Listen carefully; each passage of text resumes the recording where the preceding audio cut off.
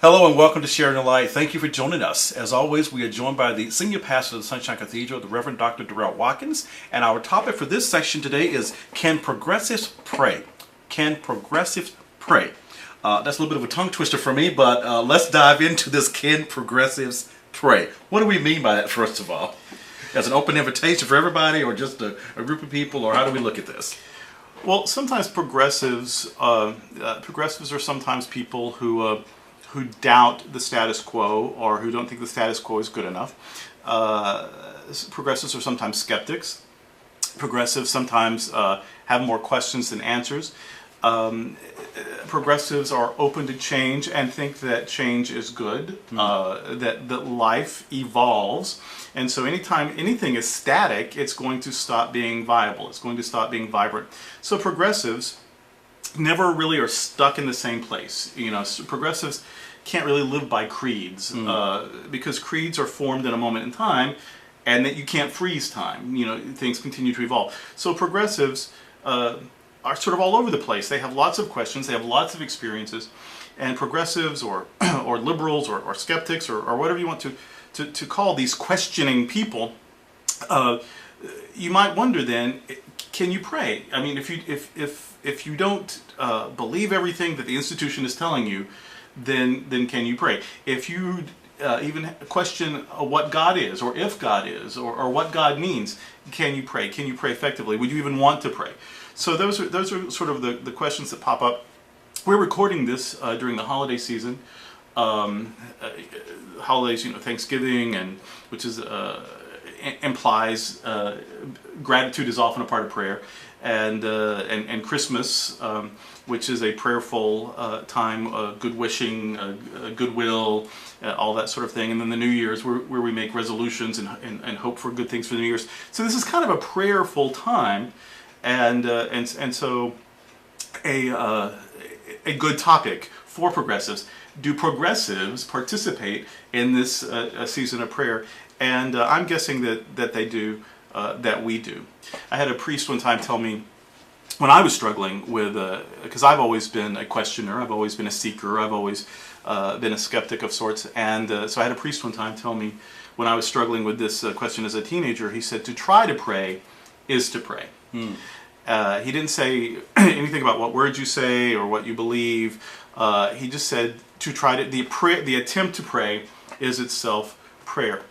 The definition of pray is to pray is to ask, or to offer, or to crave. And I think we all ask. We have things to ask of life. You know, we want to be happy. We want to be well. We want to be loved. We want to have some measure of success. So we all have things we ask life for. We all have things to offer. We try to do our best at our work. We try to offer ourselves in relationships. And we all have cravings. There are things that we deeply, really, truly want out of life. And so I think we all, if we think of prayer as an attitude, then yes, we all pray. That we all have things we long for, that we crave for, and things that we offer. And there's another dimension to prayer, and that is spiritual communion with a higher power. Now that is where, say, agnostics or atheists or some people might say, well, that's what I think of when I think of prayer, and I don't do that. But I wonder, I wonder if people consider a mysterium tremendum, an overwhelming mystery, the mystery of life, the interconnected web of life, a higher power, something that is numinous. Do people ever just look at life and think, wow, this is more than I can comprehend? Do they think about the power of love and think this is something that I experience so deeply and yet can't define? Do they think about beauty? Do they think of something that is beyond a clear definition, that the experience of it adds a lot to your life, and yet the minute you try to put words to it, the words seem to fail?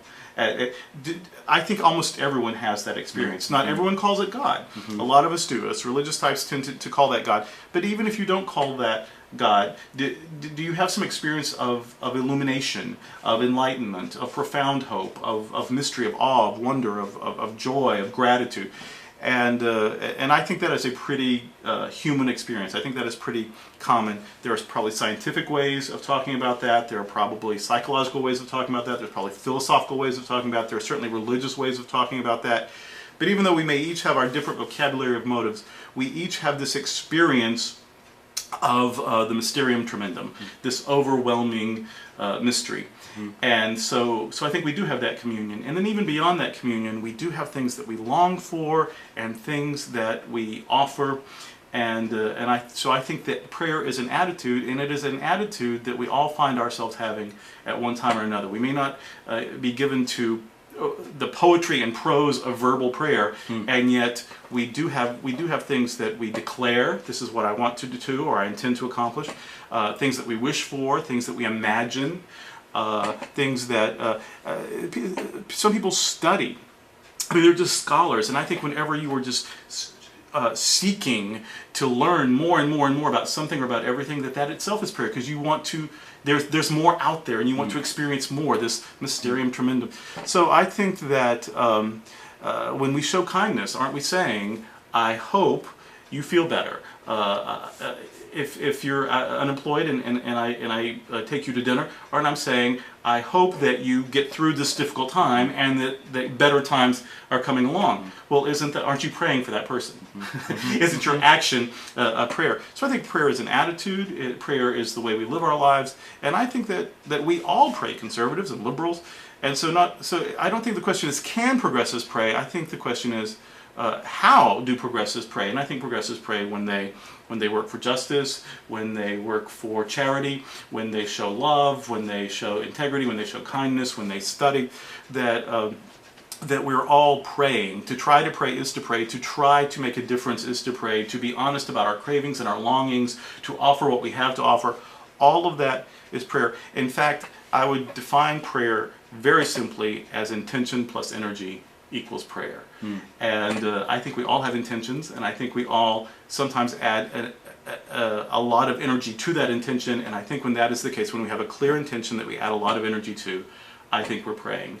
And we can wrap that in religious language or not, depending on what we're comfortable with. But I think we all have clear intentions that we put a lot of energy behind, and I believe that's prayer. And certainly that's as true of progressives as anyone else. And why don't we close this segment out today with you offering us a prayer, maybe? Well, it is the holiday season, and so my prayer for everyone who is watching this today is that you experience the best the holidays have to offer. The magic of the season, all the beauty of the stories of Hanukkah, the story of Christmas, that all of those stories bring you and bring us all some measure of peace, some measure of hope, some measure of fulfillment. And then for the new year, that your fondest and best wishes lead you to some sense of fulfillment in the new year. So my prayer is that every person receive the blessing they need most. And I believe that's possible. And in the religious way, I guess I end that prayer with Amen. And thank you for joining us today. Thank you for joining us for another great episode of Sharing the Light. Tell your friends about this online ministry, and when you're in Southeast Florida, make sure you worship with us on a Sunday at the 9 a.m., the 10:30 a.m., or the 6 p.m. service. And now for a final word from our senior pastor, the Reverend Dr. Durrell Watkins. Email me at Durrell@sunshinecathedral.net if you have a religious question or if you'd like to subscribe to our daily devotional magazine, Spirit and Truth. We'll send it anywhere in the United States for an annual donation of any size. You can also email us prayer requests, or you can make donations on our website, www.sunshinecathedral.org. You'll also want to check out our great performing arts series, religious education classes, conferences, and other exciting activities. For now, we wish you many blessings on your spiritual journey.